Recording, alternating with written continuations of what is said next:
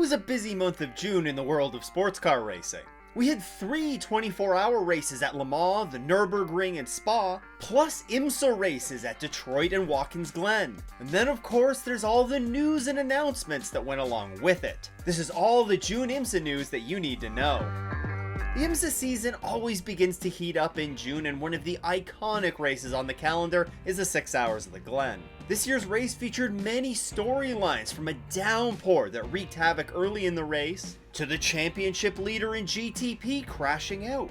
And then there was the 10 full course yellows that ultimately finished with a 3-minute green flag sprint to the finish. Perhaps the story of the race though came in the GTP class. Heading into the month of June, it was Porsche that had dominated the season, taking the first 4 wins and being well in control of the championship. Now, Porsche's perfect season came to an end in Detroit, which we will talk about in a minute, but that opened the door up for 2 other manufacturers to steal the show in Watkins Glen. Cadillac looked strong all weekend, with all 3 cars qualifying in the top 5, and they led 95 of the race's 169 laps. In fact, they looked poised to win their first race of the season, but would ultimately have to settle for a 2nd, 3rd, and 5th place finish. The other strong manufacturer was Acura. And on the back of an incredible fuel save in the final hour of the race, the number 60 Meyer Shank Acura would go on to take the win.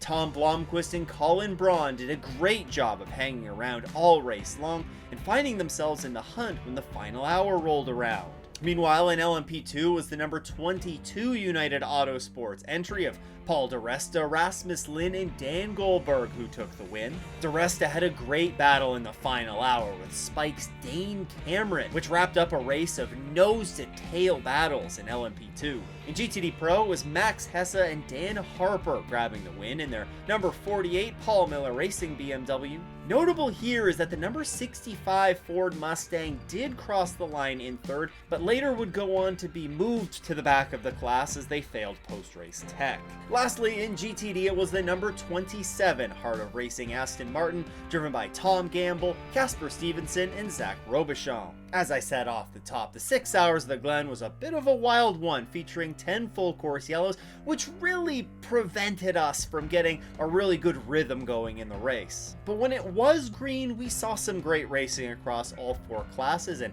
coming out of it, the championship pictures are starting to take shape as we head into the second half of the Imsa season. Let's do a bit of a speed round with some Imsa related news that came out during the 24 Hours of Le Mans week. The first one isn't exactly a huge shock, but McLaren did unveil their LMDh car that will begin racing in 2027. The car, which is yet to be named, was unveiled with a papaya orange and black livery. And for those of you that tune into the Rain Race podcast, you're already very familiar with what my thoughts on the car are. Like BMW and the grille is there. Cadillac has the vertical lights. Porsche and the lights there. Like, they all have these really distinct styling cues that makes them unique. And the McLaren is like, maybe it's going to have that uniqueness when the headlights are on and you can really clearly see like those McLaren headlights. But again, apart from the papaya, I'm not looking at that and immediately going, oh, that's a McLaren. I think that's a bit of a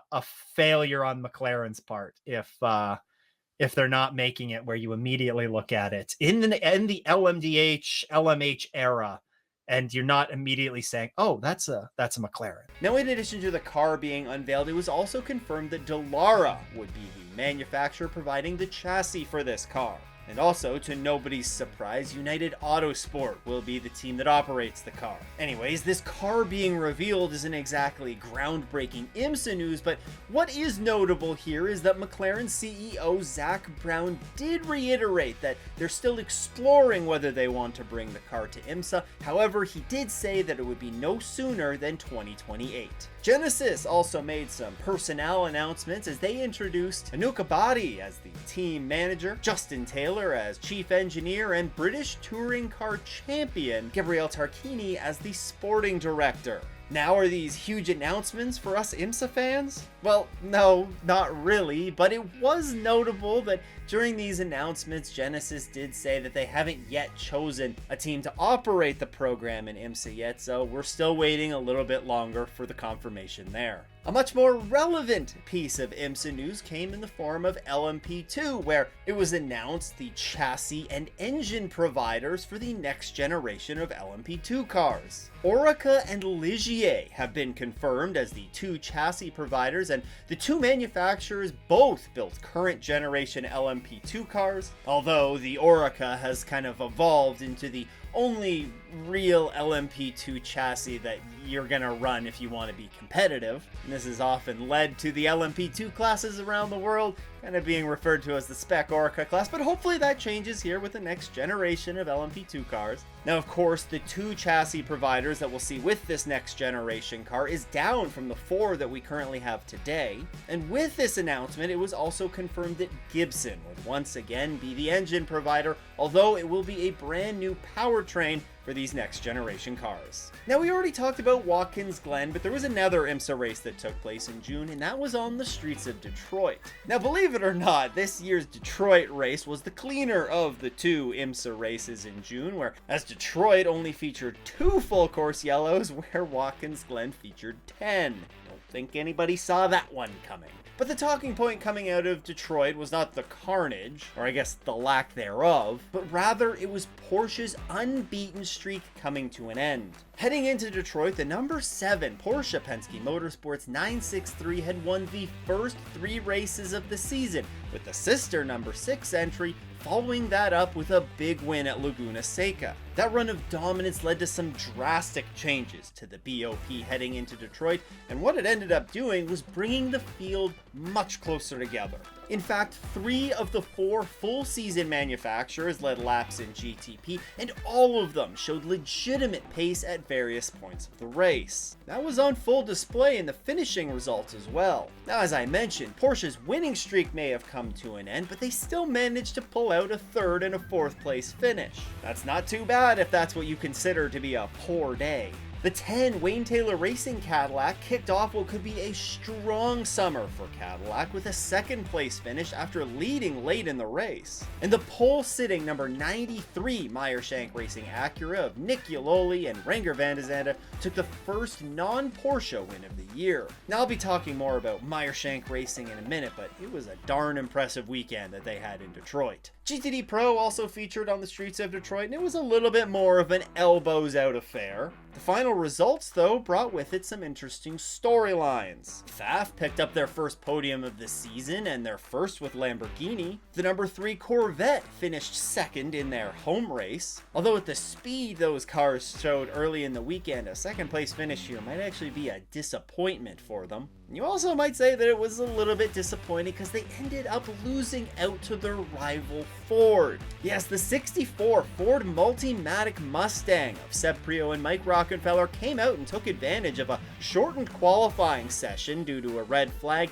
to snag pole, and they would go on to beat the Corvettes in the shadow of GM's headquarters. Detroit was a fun race, and it once again gave us a bunch of storylines to follow coming out of the race, one of which being our new winners in GTP. Yeah, Meyer Shank Racing is starting to look like the Meyer Shank Racing of a couple years ago. Sure, they didn't get off to a phenomenal start to the season, but hiding behind the storylines of Porsche winning the first 4 races of the year and BMW winning the first 4 poles was just Meyer Shank Racing and their Acuras putting in solid results. After all, they did score a 2nd place finish in the Rolex 24, a race that I think if there were a few more minutes left on the clock, then Tom Blomqvist may have been able to get that pass done and pull off the win. And then they went out and podiumed in the 12 Hours of Sebring.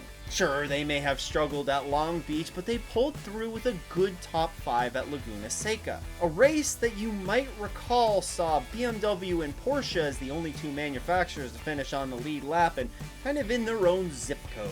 Entering the summer months, though, has seemed to spark Meyer Shank Racing even more. Back-to-back wins with both cars at Detroit and Watkins Glen has them in position to be in the championship fight should Porsche stumble. And on top of that, they're heading to a track that they've historically been very good at in Road America. Last year, Acura finished 3rd at Road America, and back in 2023, they finished 2nd and 3rd.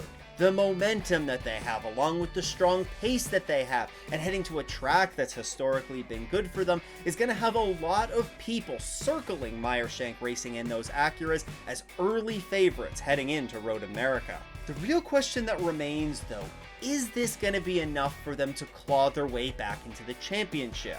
Now, back in 2019, Mazda found themselves in a kind of similar situation, but they were able to have a dominant summer and claw their way back into the championship fight. Meyer Shank Racing isn't exactly finishing first and second in every race like Mazda did that year, but they're certainly having an impressive summer of their own. If they can keep this strong start to the summer up, then we very well might be talking about Meyer Shank Racing as championship threats come the final races of the year.